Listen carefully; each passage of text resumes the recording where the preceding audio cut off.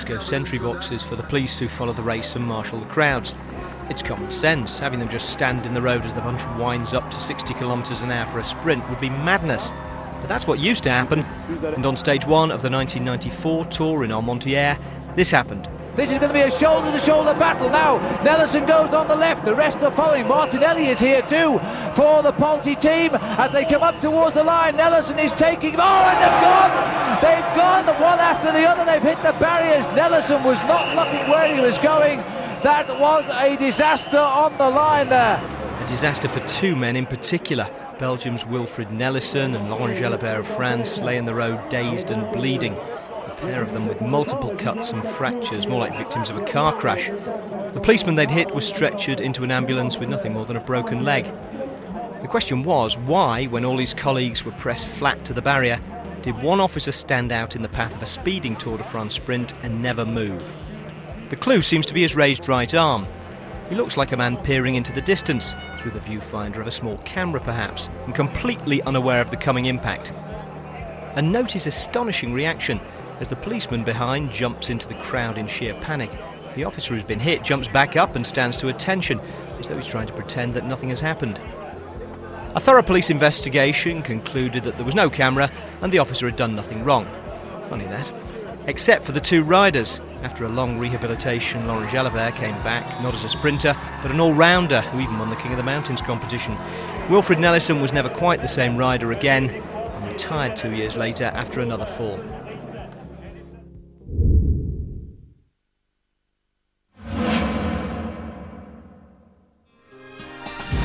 The Alpe d'Huez seems to have been around forever, which of course it has. But in Tour terms, it's such a fixture of the race, it's hard to imagine a time when it was just a small ski resort without a summer job. It was actually 1952 that the Alpe was baptised into the Church of the Crossed Inner Tube, and the presiding minister was Fausto Coppi. Départ de Lausanne pour la 10e étape. L'arrivée se juge aujourd'hui à l'Alpe d'Huez à 1800 mètres. Coppi's teammate Gino Bartali crashed before the race reached the climb. When it got there, the Frenchman Jean Robic accelerated. Coppi caught him, passed him, and made the first ascent of Alpe d'Huez alone.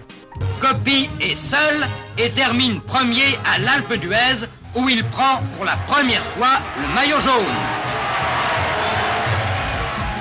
Apt that the man even Eddy Merckx acknowledged as the master should win the inaugural stage on the Alpe and go on to complete an historic second Tour Giro double, the only man then ever to have done it.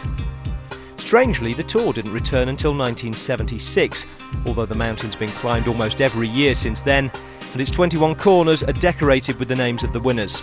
The Campionissimo occupies corner 1.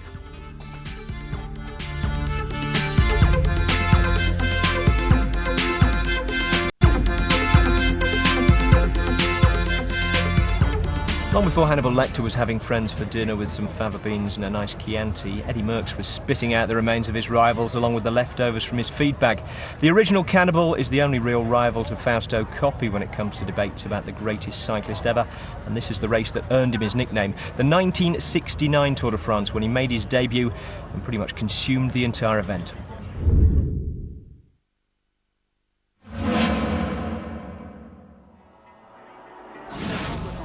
Eddy Merckx had already won the 1968 Giro d'Italia at the age of 22. At 23, he reckoned he was ready for the Tour. So did the Tour. He started as a huge favourite, despite the fact that he was up against a roll call of champions. In fact, the winners of the previous 4 Tours were all in the race, but Merckx rolled over them. Jan Janssen, Lucien Aymar, Felice Gimondi and Roger Panjon. The Belgian phenomenon won 5 stages in total, including all 3 long time trials. In fact, he won the final time trial by nearly a minute despite a couple of wrong turns. He stood on the podium in Paris, having won not just the yellow jersey, but the green jersey, the King of the Mountains jersey, and the team classification for Faima. He would have won the Young Riders jersey too had it existed at the time. No one has ever matched the feat of winning all the classifications, not even Merckx himself in his 4 subsequent Tour victories.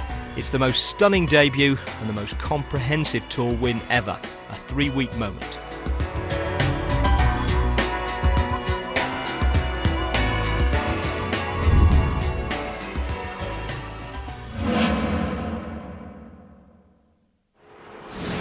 In 1994, Chris Boardman, the world air record holder and Olympic pursuit champion, took his brilliant track career onto the road. He signed pro for the GAN team at Greg LeMond and targeted the Tour Prologue in Lille. A 3-week stage race was uncharted territory for Boardman. So was the kind of pandemonium that surrounds the Tour, even for an Olympic gold medalist. But riding against the clock was something he could control and do better than anyone else.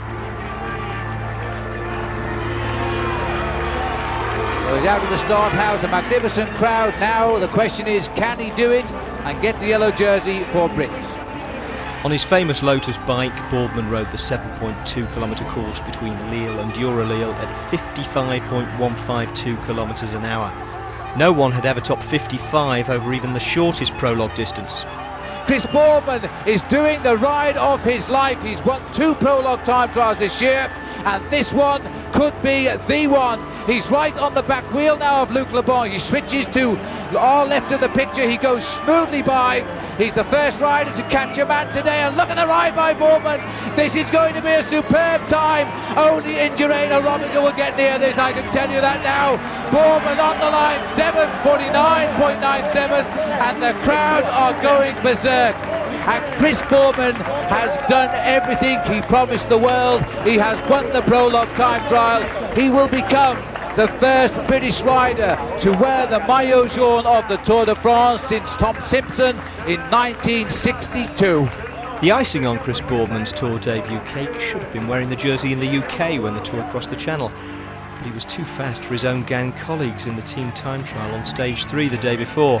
They fell apart behind him and the jersey was gone. But his prologue time remains, and he's still the fastest man in Tour history.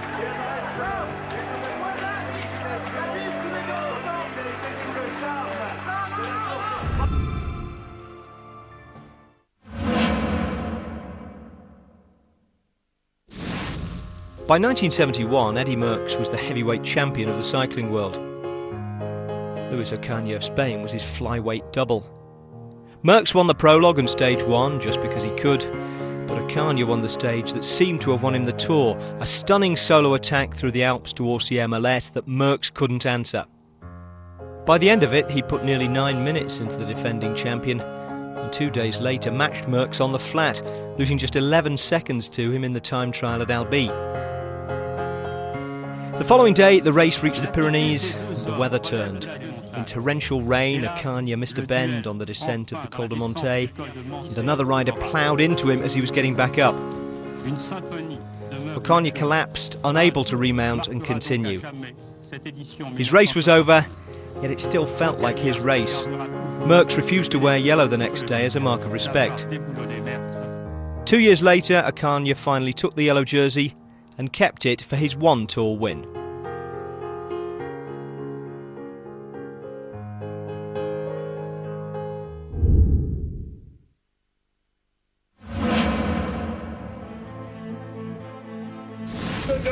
The Centenary Tour of 2003 rolled out of Paris as well as into it 3 weeks later, and in between seemed to be trying to outdo the previous 99 years of Tour history put together for drama, And there's been a mass pile-up there. incident and heat. After 4 consecutive wins, it was also the first Tour in which the dominance of Lance Armstrong was seriously challenged. Under pressure on Alpe d'Huez on stage 8, he found himself chasing again the following day.